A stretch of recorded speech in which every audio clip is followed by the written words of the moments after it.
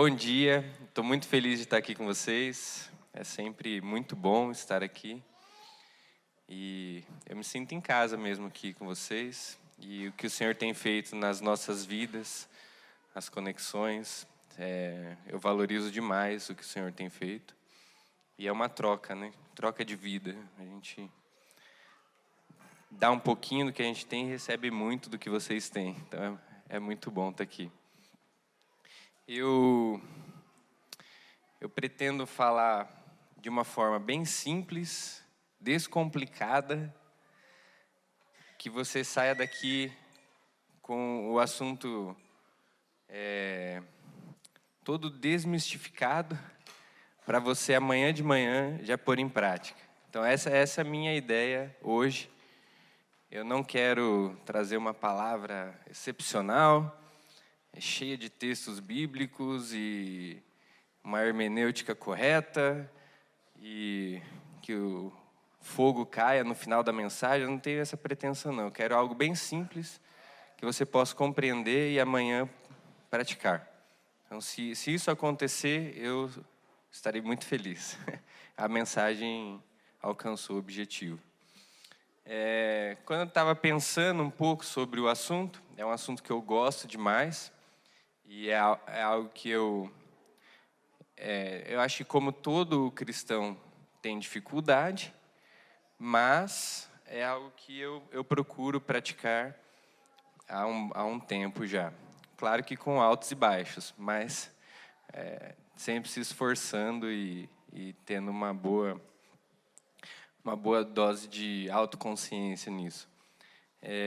E aí eu pensando um pouco sobre a mensagem, o Senhor me levou a algo assim, um pouco diferente do assunto, mas eu queria introduzir com isso.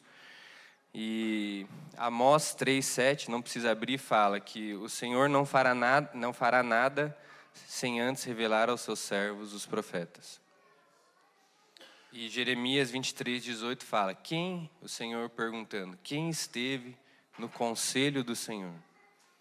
Quem esteve no conselho do Senhor? Então, eu queria começar essa mensagem com esses dois textos para mostrar que o assunto que nós estamos tratando tem tudo a ver com a geração que vai preparar o caminho para o Senhor. Então, o Senhor não fará nada sem antes revelar aos seus servos os profetas. E quem esteve no conselho do Senhor? Vamos orar. Senhor Jesus, eu sou grato a Ti por esta manhã, por estar aqui entre os irmãos amados, queridos, por ser tão abençoado com a palavra do pastor Fábio nessa manhã, por ser tão abençoado com a adoração neste lugar. Obrigado por esses irmãos, Deus. Eu peço que a Tua graça paire sobre nós, que a Tua graça caia sobre os nossos corações, sobre as nossas mentes, e que possamos absorver o máximo possível daquilo que o Senhor, daquilo que o Seu Espírito quer comunicar ao nosso espírito nessa manhã. Em nome de Jesus, amém. Enquanto a gente estava adorando e cantando essa última música, nós fomos feitos para comunhão. E falar sobre as disciplinas espirituais, eu achei a iniciativa do pastor de vocês incrível, porque tem tudo a ver com preparar uma geração para a volta de Jesus. Então, falar sobre isso é algo, talvez, não só falar, mas praticar, ter uma igreja que pratica as disciplinas espirituais é talvez a coisa mais profética que a gente possa fazer nesses dias. Então, as disciplinas espirituais estão muito ligadas ao ministério profético desses dias, ao ministério profético que Jesus vai levantar nesses últimos dias. Eu acredito numa geração profética que Deus vai levantar antes da volta de Jesus. Eu acredito nisso. E eu trabalho para isso. Eu creio nisso. Nós estamos doando as nossas vidas para ver essa geração se levantando. E eu acredito que as disciplinas espirituais é uma das coisas que mais pode contribuir para que isso aconteça. E é algo que soa um pouco como loucura, assim, nessa geração. eu acho que na virada do milênio, tipo, muita coisa mudou e isso não faz sentido algum para essa geração mais nova você gastar tempo dentro do seu quarto pensando sobre um único nome. É loucura, é loucura. E isso entrou na igreja, assim. Não faz sentido para a igreja você gastar tempo com uma única pessoa, ao invés de fazer um evento para milhares de pessoas. Isso é loucura para a igreja. As pessoas estão preocupadas com suas reuniões de avivamento, as pessoas estão preocupadas com suas mega conferências. E isso tem o seu lugar, isso tem o seu valor. Mas Deus não está muito preocupado com isso. Aquilo que uma conferência, aquilo que uma reunião de avivamento pode produzir é algo muito pequeno, perto de uma vida que está gastando anos, que está gastando horas no lugar secreto. Então, o ministério profético que Jesus vai levantar nos últimos dias não tem a ver com poder, não tem a ver com predizer o futuro, não tem a ver com essas coisas. O ministério profético que Deus vai levantar nesses dias tem a ver com conhecer os caminhos do Senhor. Tem a ver com ter intimidade com o Criador dos céus e da terra. E é algo que eu não sei por que a gente não presta atenção na Bíblia. Porque a gente se deixa levar pelo que alguns pregadores falam por aí, e a gente acha que o profético está relacionado a poder, a cura. Só que você já leu a Bíblia? Quantos já leram a Bíblia inteira? Levanta a mão. Me fala quais foram os profetas que tiveram manifestações de poder. A gente pode contar numa mão. Moisés, Elias e Eliseu.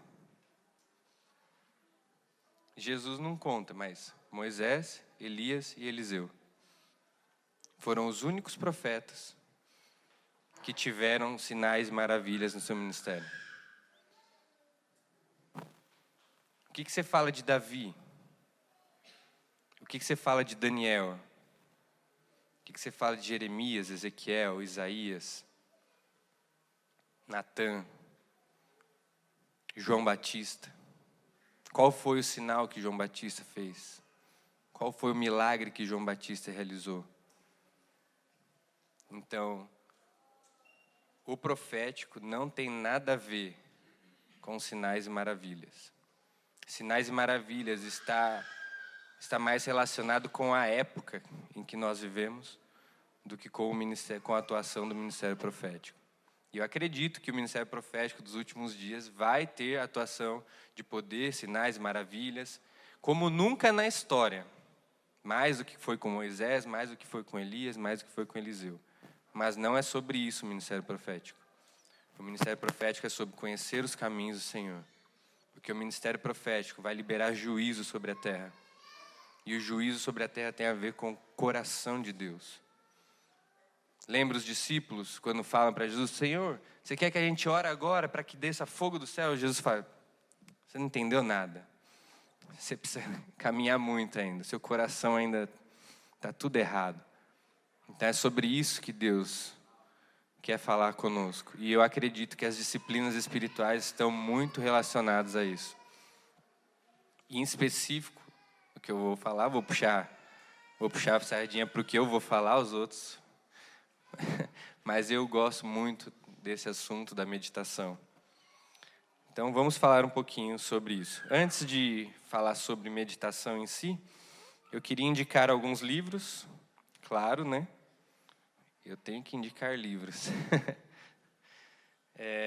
Então, o pastor falou que vocês já estão há algum tempo falando sobre isso. E me parece, se eu não estou enganado, toda a série de mensagens está sendo baseada nesse livro, Celebração da Disciplina, de Richard Foster. Então, se você quer aprofundar mais, se você quer entender mais sobre as disciplinas espirituais, Este é o melhor livro que temos disponível em português, tá? Então adquira ele. Não precisa ser hoje, eu tenho alguns aí, mas coloca na sua lista. Um outro que eu quero indicar chama A Imitação de Cristo. Depois da Bíblia, este talvez é o livro que mais influenciou os crentes em toda a história. Esse é um clássico da espiritualidade. E como eu disse, depois que virou o milênio, parece que as coisas ficaram tudo estranhas, né? Então, eu duvido muito que os jovens conheçam esse livro, mas é um livro que vocês devem ler. É um livro que influenciou todos os pregadores nos séculos passados. É um livro que fazia parte da devoção de todos eles. Então, é uma preciosidade esse livro. Esse livro tem diversas editoras publicaram esse livro, então você acha fácil na internet, algum sebo. Então, anota aí, A Imitação de Cristo, de Thomas Kempis. Não, esse eu não tenho. E, por último, eu quero indicar um livro, um livretinho, que, assim como todos os outros, é muito especial, mas... se você não conseguir adquirir nenhum desses, adquira esse livrinho. Chama Espaço para Deus. Esse livro é uma matéria do CPP. É uma matéria da escola online do Convergência. Mas não só isso. Ele se tornou uma matéria porque a gente entende a importância tratada nesse livrinho. É um livrinho que você lê em 1 hora, em meia hora, se você pegar, você lê ele inteiro. Mas eu não recomendo fazer isso, eu recomendo que você leia devagar. Mas é um livrinho que, desde que eu conheci a Impacto, eles indicam, e desde que eu conheci o Haroldo, ele fala que ele lê esse livrinho pelo menos uma vez por ano. Então, de todos esses, se você não conseguir, compre esse livrinho. É um livrinho baratinho, que você vai ler rapidinho, mas que ele pode mudar a sua vida. Se você está com depressão, leia esse livro. Se você está preocupado, leia esse livro. Se você está com dificuldade de ter tempo para Deus, leia esse livro. Então, eu indico fortemente, é muito bom, é poderoso e é pequenininho, você chega no fim dele. Espaço para Deus. Desde que eu conheci os irmãos Walkers, eu ouço o Haroldo falar, e é o que eu carrego comigo.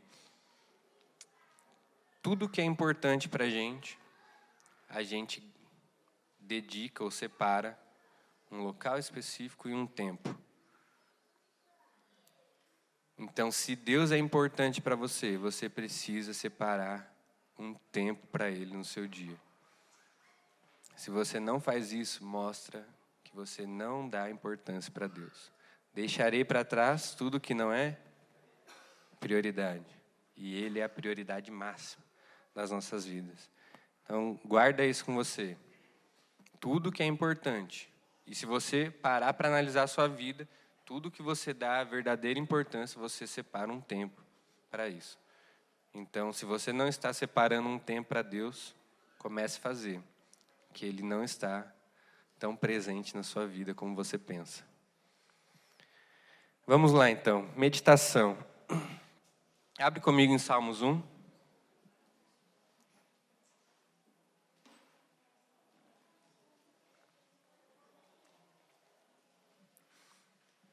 Nós temos muitos e muitos versículos com esse tema.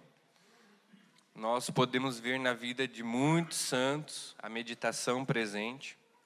Mas eu separei esse versículo porque eu acho que ele retrata bem o que eu quero compartilhar com vocês. Então vamos lá, Salmo 1, versículo 1. Bem-aventurado aquele que não anda no conselho dos ímpios, não se detém no caminho dos pecadores, nem se assenta na roda dos escarnecedores.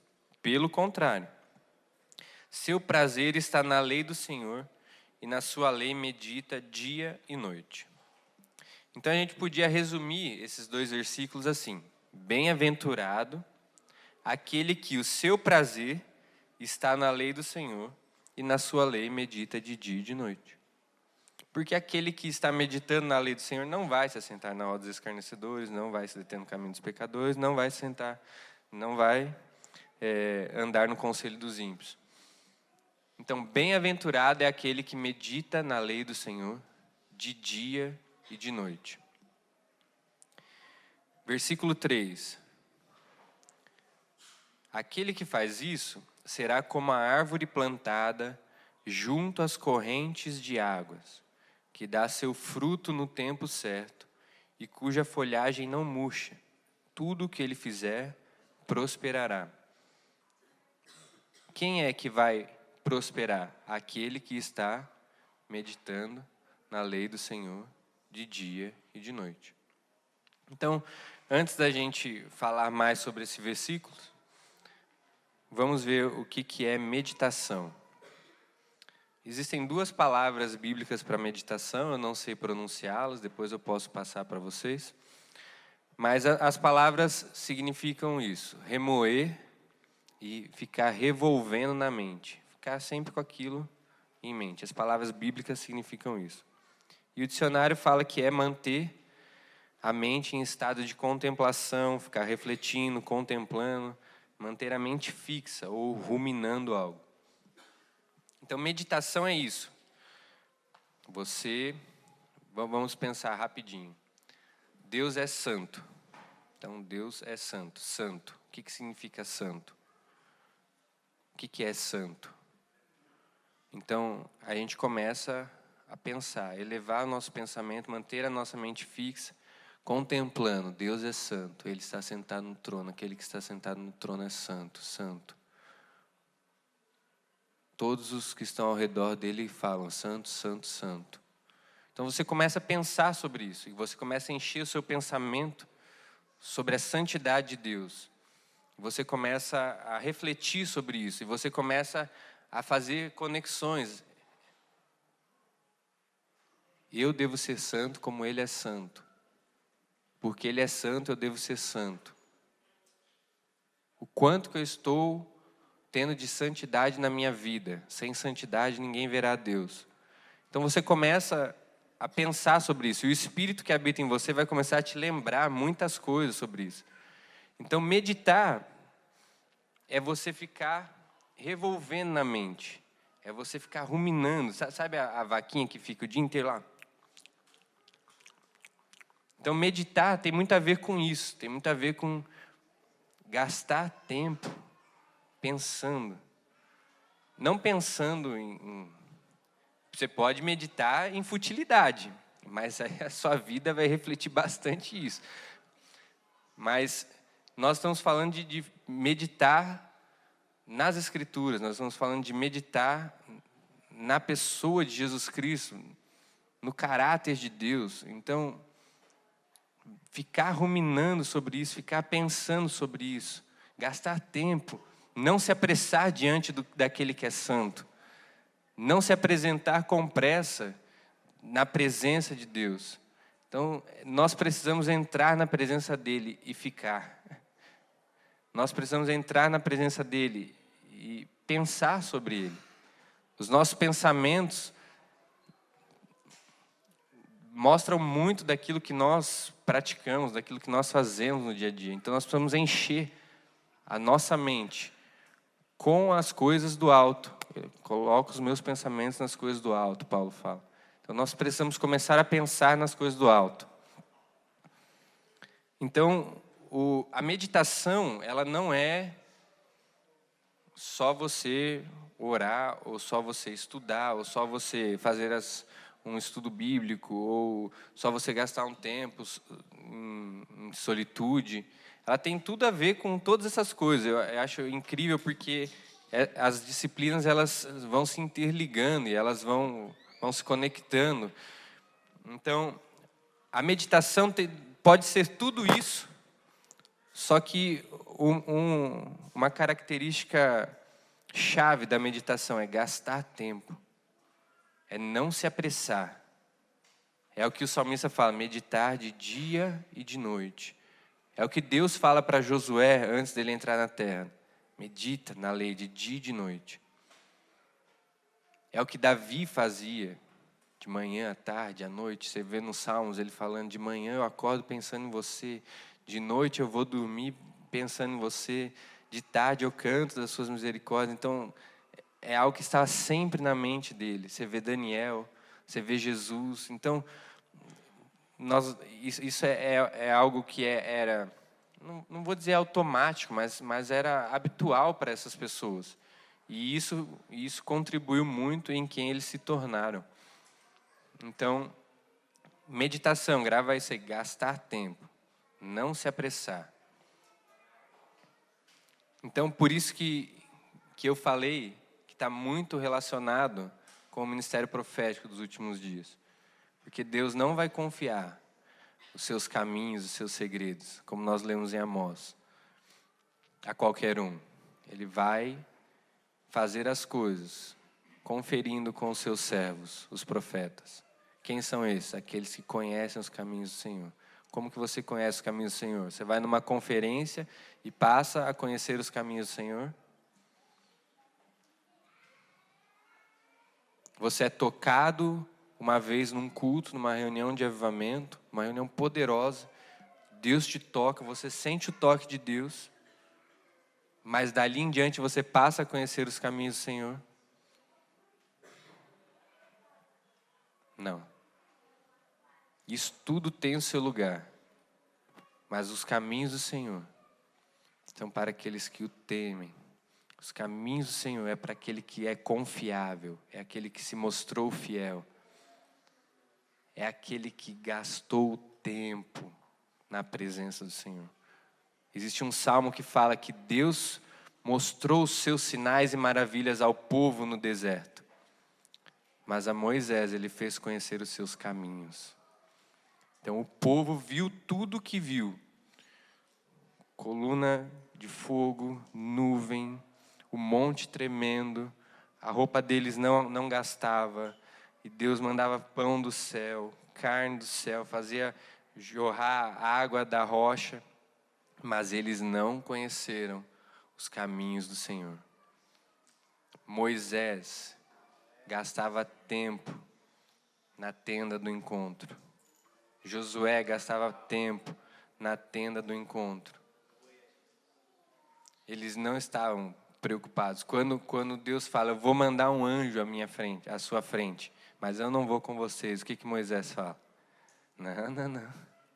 Se você não for, não me faça sair daqui. Então Deus é o alvo máximo. E o profeta, o ministério profético está preocupado com o coração de Deus.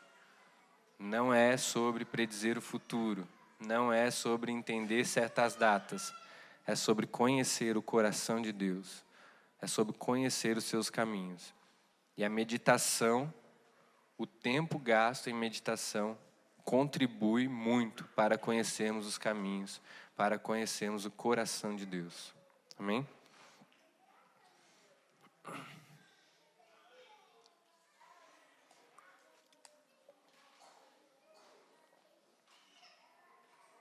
Então, o salmo que eu estou usando mostra bem isso.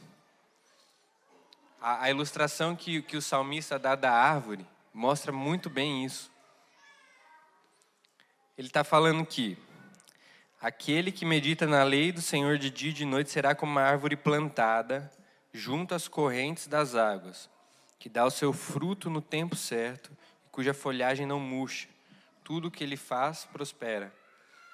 Então, essa árvore tem um rio que está regando essa árvore. Então, nós podemos compreender que isso é a vida que vem de Deus, mas ela tem raízes que ela consegue absorver essa água. E a saúde dessa árvore faz com que ela dê frutos, faz com que as suas folhas não murchem, faz com que ela prospere em tudo que está fazendo. E a Bíblia não está preocupada em nos falar se é uma árvore grande, se é um arbusto.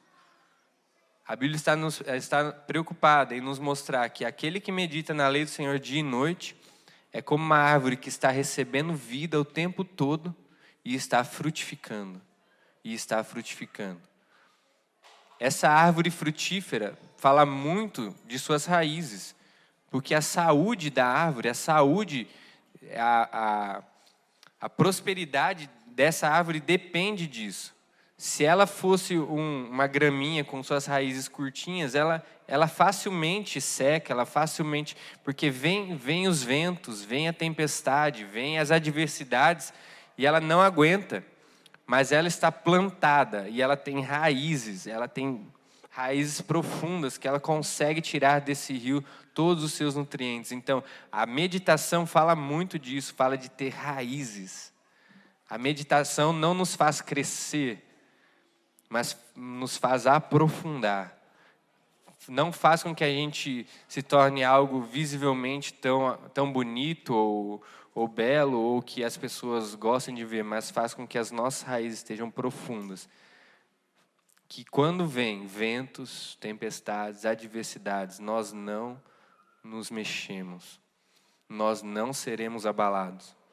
Então a meditação tem muito a ver com a geração dos últimos dias, porque vai vir uma grande tempestade sobre a terra, mas nós não seremos abalados. Aquele que está só na superfície vai ser abalado. Porque tudo que puder ser abalado, ele vai abalar. Mas aquele que criou raízes profundas, ele permanece intacto.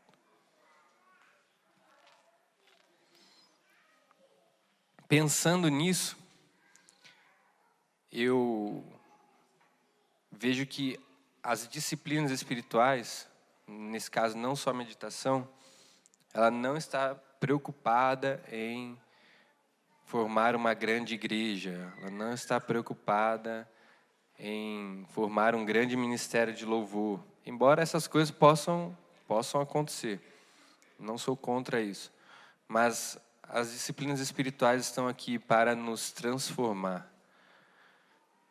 Deus quer ir nos moldando, nos transformando à imagem do seu Filho. E esse tempo gasto em meditação, e esse tempo gasto em solitude, esse tempo gasto em jejum, não muda Deus a nosso respeito, mas muda nós, de dentro para fora, faz com que as nossas raízes cresçam, faz com que os nossos frutos permaneçam, faz com que a gente vá se transformando de glória em glória. Abre comigo em 2 Coríntios 3,18. Deus não está preocupado em fazer de você um grande ministro da palavra. Deus não está preocupado em tornar o seu ministério de adoração conhecido por toda a terra. Deus está preocupado em formar a imagem do seu Filho em você. Porque no fim das contas, tudo vai passar, mas isso vai permanecer. Estava conversando com o Fábio ontem, quem vai permanecer de pé naquele dia? Quem vai olhar nos olhos do seu Senhor e Ele vai falar assim: muito bom, servo bom e fiel, entre para o gozo do seu Senhor. Deus está preocupado com a nossa fidelidade. Deus está preocupado com quem nós estamos nos tornando. Não com o quanto nós estamos aparecendo. Não com o quanto nós temos de seguidores. Não com o quanto de curtidas nosso post tem. Deus está nem aí para isso. E eu tenho minhas heresias pessoais, mas eu acho que Deus até se entristece muito com isso. É tudo muito superficial. É tudo muito aparente. Tem pessoas ficando doentes porque não tem curtidas no Instagram, porque não tem 10 mil seguidores no Instagram. Tem pastores entrando em depressão porque tem pastores que doaram as suas vidas, 40, 50 anos no ministério, com uma igreja de 100 pessoas. E tem youtubers tendo milhões de pessoas seguindo ele. Youtubers que não têm nada a dizer. Youtubers que não sabem o que falam, que estão falando heresia, prosperando heresia sobre a nação. E pastores que estão doando a vida, que doaram as suas vidas numa cidadezinha esquecida, não conseguem ver sua igreja crescer por mais de 100 pessoas. Mas no fim, eu tenho certeza que o nosso Senhor vai olhar para esses esquecidos e rejeitados pelas redes sociais, e vai olhar: servo bom e fiel, servo bom e fiel, servo bom e fiel. 2 Coríntios 3, versículo 18. Eu não vou ler todo o texto, é um texto bem conhecido, eu só quero me deter. Espera aí. 3, versículo 18. Mas todos nós, com o rosto descoberto, refletindo como um espelho.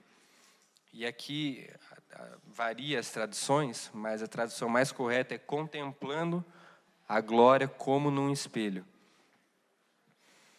Contemplando a glória do Senhor como num espelho, somos transformados de glória em glória na mesma imagem que vem do Espírito do Senhor. Então, a nossa transformação vem de contemplar a glória do Senhor como que num espelho. Só que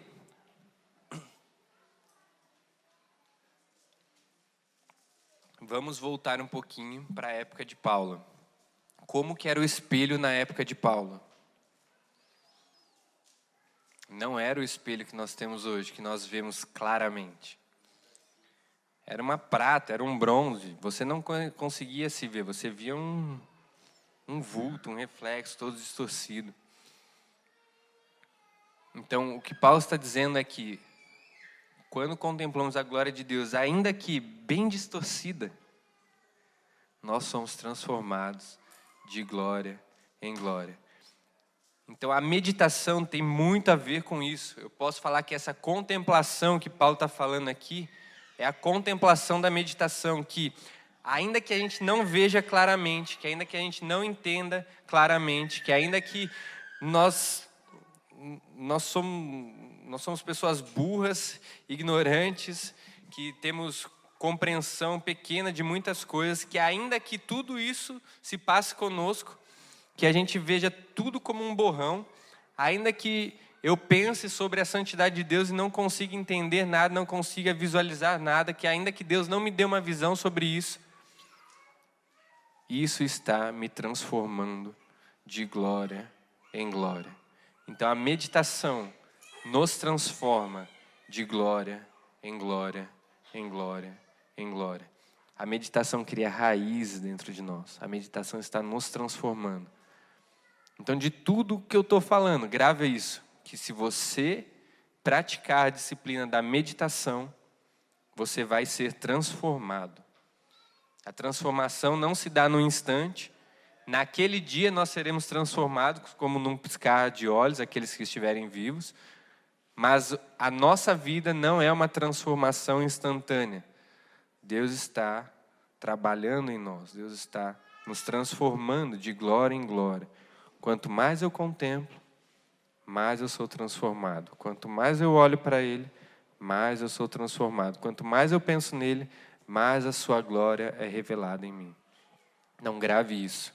Ainda que como uma nuvem, ainda que como um borrão, a glória de Deus está te transformando. Então, muitas vezes a meditação vai ser tediosa, muitas vezes a meditação você não vai receber revelação grandiosa na meditação, mas aquilo lá está te transformando de glória em glória. Então não desanime quando você não quiser fazer. Eu muitas vezes não quero fazer. Então não desanime quando tudo deu errado. Não desanime quando você separar um trecho das Escrituras para meditar e não entender nada. Continue pensando sobre isso, continue meditando sobre isso, porque isso está te transformando de dentro para fora. Uma outra coisa sobre meditação é que na igreja evangélica, falar sobre isso é quase que uma abominação, porque vem à nossa mente a meditação oriental, né, que a gente faz os mantras lá. Então, a meditação não tem nada a ver com isso, não tem nada a ver com o tipo de meditação oriental. A meditação cristã não é um esvaziamento, ela não é, embora tenha um certo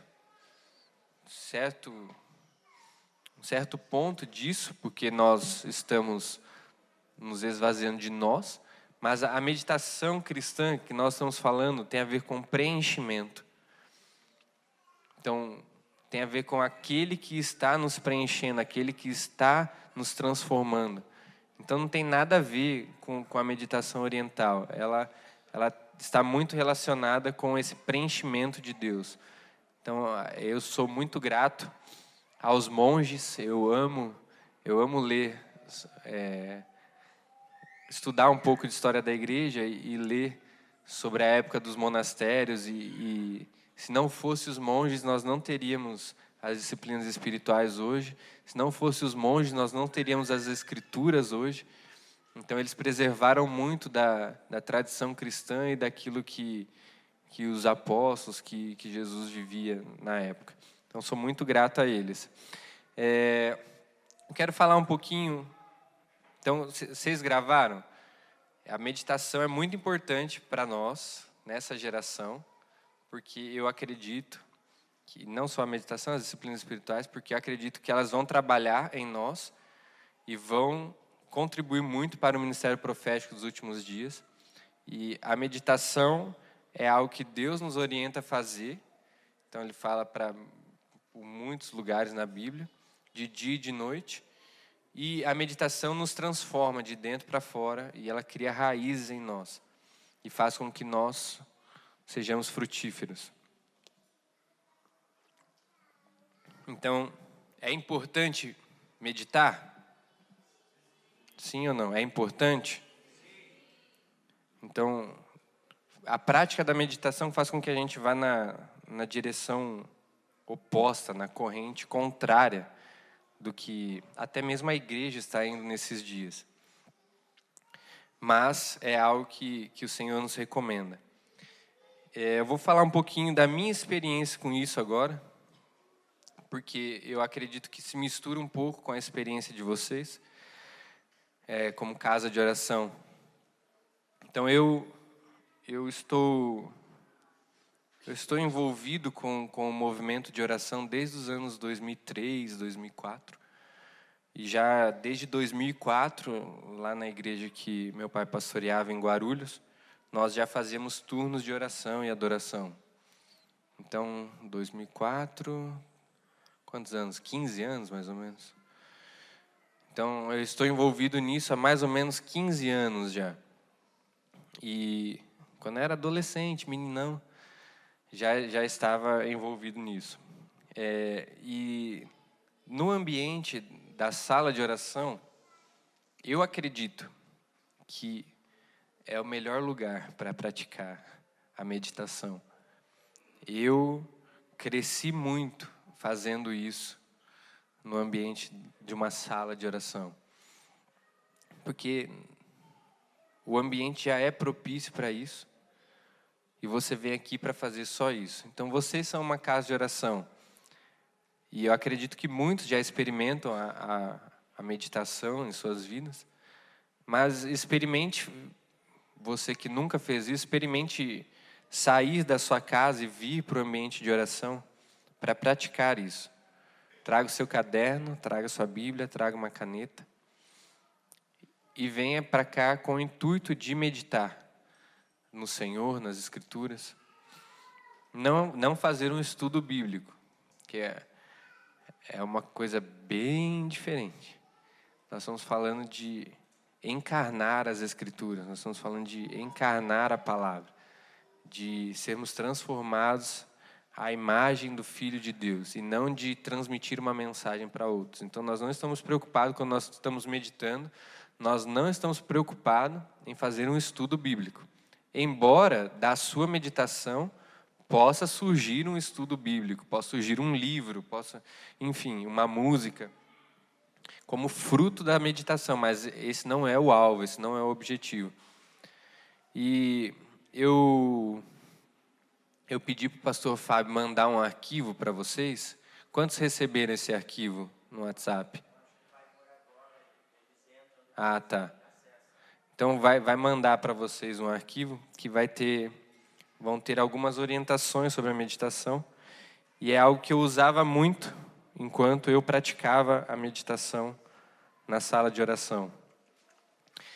Isso é retirado de um material do iHop, em específico uma apostila do Kirk Bennett. E é bem prático, bem fácil. Mas, como eu disse, eu não quero que vocês saiam daqui impactados pela minha eloquência, ou pela minha hermenêutica, ou pelo como eu falo, mas que vocês saiam daqui e amanhã possam praticar isso. Então, nessa apostila, ele dá algumas diretrizes bem fáceis para praticar a meditação. E eu quero que, depois que vocês tiverem, se tiver alguma dúvida, pode me mandar mensagem, o Fábio tem meu WhatsApp, ou pode mandar para ele, me pergunta. Mas quem está anotando, anota aí. Uma dica bem fácil, chama Lédico. L-E-D-C de casa, O. Lédico. Então grava aí, anota, para você depois pôr em prática. O que cada uma dessas letras significa? Então o L é de ler, leia.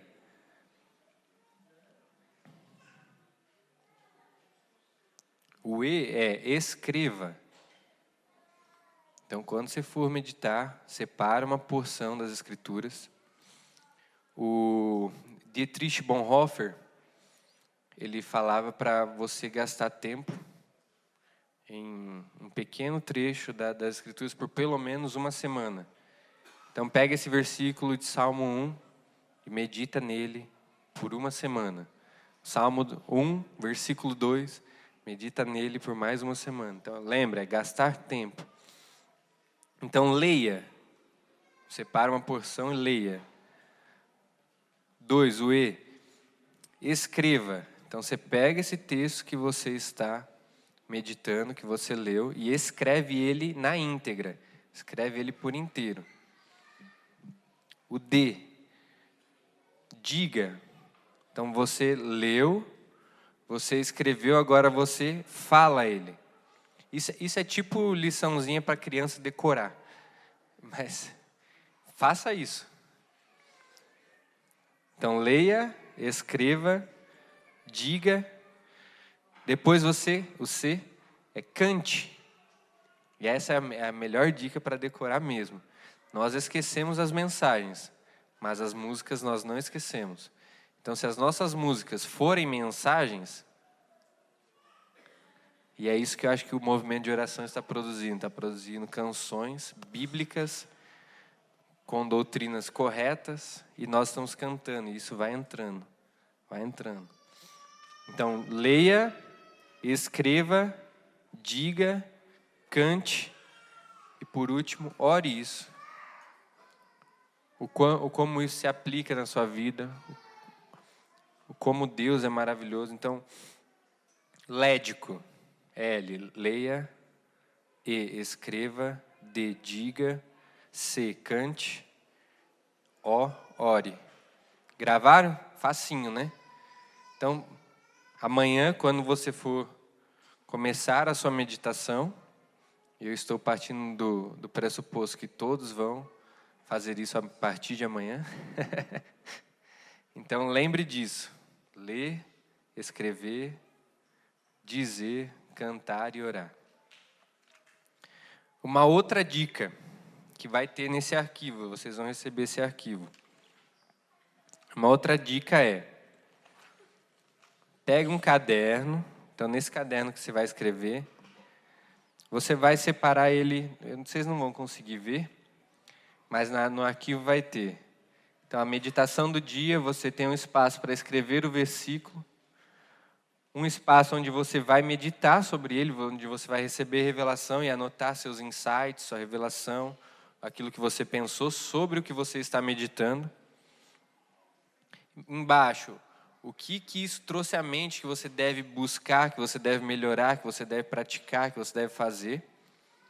Mas uma coisa que é muito comum que vocês vão perceber, aqueles que praticarem, é que enquanto nós meditamos, a nossa mente está sendo bombardeada por pensamentos diversos. nós somos bombardeados com pensamentos pecaminosos, nós somos bombardeados com pensamentos interessantes que eu digo é boas ideias. Então, enquanto a gente medita, parece que a gente está borbulhando de novas ideias e coisas a fazer, empreender, enfim. Conta para pagar, N coisa. Nossa mente vai sendo bombardeada. Então, uma boa dica, e aí você pode fazer isso. Eu fiz por muito tempo assim e funcionava bastante. Então, eu já pratiquei muito isso. Então, por isso que eu estou compartilhando com vocês, porque funciona. O lédico e essa folhinha de anotação. Do lado do seu caderno ou da sua folha impressa, separa um espaço para essas distrações, para essas tarefas. E para isso não tirar a sua atenção da meditação, você escreve. Então, você teve boa ideia? Escreve. Escreve aqui, distração tal. Eu preciso abrir uma cafeteria. Mas não é momento para eu pensar sobre isso, eu estou meditando em outra coisa. Então, você anota. Depois que você terminou o seu período de meditação, você vai lá, conta de luz para pagar, eu preciso conversar com tal pessoa, eu preciso pedir perdão para tal pessoa, eu preciso ligar para fulano de tal. Então, depois que você terminou porque isso não é importante nessa hora que você está meditando. Podem ser coisas muito relevantes, muito importantes, mas no momento que você está meditando, essas coisas são secundárias. Vou deixar para trás o que não é? Vou deixar para trás o que não é? Então escreva aí o que não é prioridade nesse momento. Depois que você fez isso, então você vai lá e lembra, preciso pagar a conta, tal. Então vai estar anotado e isso não atrapalhou a sua meditação. Embora o pensamento veio da mesma forma que ele veio, ele foi. Então você se despreocupa com isso. Então o pastor vai compartilhar com todos vocês esse... Tá. Manda mensagem que vocês vão ter o arquivo. Então, nesse arquivo eu separei essa folha, se vocês quiserem imprimir. Tem o lédico e tem um exemplo de meditação para vocês como fazerem. Então, isso é bem simples. Eu falei que eu queria ser bem simples. Espero que vocês tenham gravado isso. Uma outra coisa que eu queria só mostrar para vocês da vida do salmista abre em Salmo 84 rapidinho. Só para vocês verem como isso era uma prática comum na casa de oração. Eu estava um dia num turno, meditando neste salmo, e é algo que a gente passa... O que eu vou falar não é nenhuma revelação, tá? É só constatando a meditação. Mas é o que passa despercebido da gente. É um salmo muito conhecido, Salmo 84. Ó Senhor dos exércitos, como os teus tabernáculos são amáveis. E isso a gente canta muito nas casas de oração por aí. Nós amamos os teus tabernáculos. Minha alma suspira e desfalece pelos átrios do Senhor. Meu coração e meu corpo clamam pelo Deus vivo. Junto aos teus altares, até o pardal encontrou casa, e a andorinha ninho para si, onde possa proteger seus filhotes, ó Senhor dos exércitos, meu Rei e meu Deus. Vamos parar nesses 3 versículos só. Eu acredito, e eu não posso provar isso para você, mas eu acredito que o salmista cantou sobre os tabernáculos e sobre os átrios do Senhor porque ele estava contemplando algo no seu turno de oração. O que ele estava contemplando no seu turno de oração? Não era os tabernáculos celestiais, não eram os átrios do templo no céu, não era isso. O que o salmista estava contemplando está no versículo 3. Então pensa, a casa de oração de Davi era uma tenda, ok? Vocês lembram disso? Tinha a arca no meio, os músicos estavam ao redor da arca. Então vamos pensar que... Deixa eu ver. que o Tiago estava tocando seu instrumento e cantando, ou estava fazendo um selá naquele momento, e ele estava olhando para o teto, para a tenda. Então, a tenda tem as madeiras que seguram a tenda. E aí o que ele vê? Ele está no momento de oração, meditando e contemplando algo. O que ele está contemplando naquele momento? O passarinho que fez o ninho na madeirinha que sustenta a tenda. É sobre isso que ele está cantando. Junto aos teus altares até o pardal encontrou casa. E a andorinha, um ninho para si. Então ele começou a meditar sobre isso. Ele contemplou aquela situação e ele falou: Senhor, como os teus tabernáculos são amáveis. Como a minha alma anseia pelos teus átrios. Senhor, até o passarinho encontrou um lar na tua casa. Eu desejo habitar contigo para sempre. Então isso é meditar, isso é contemplar. E o ambiente de oração nos puxa para isso.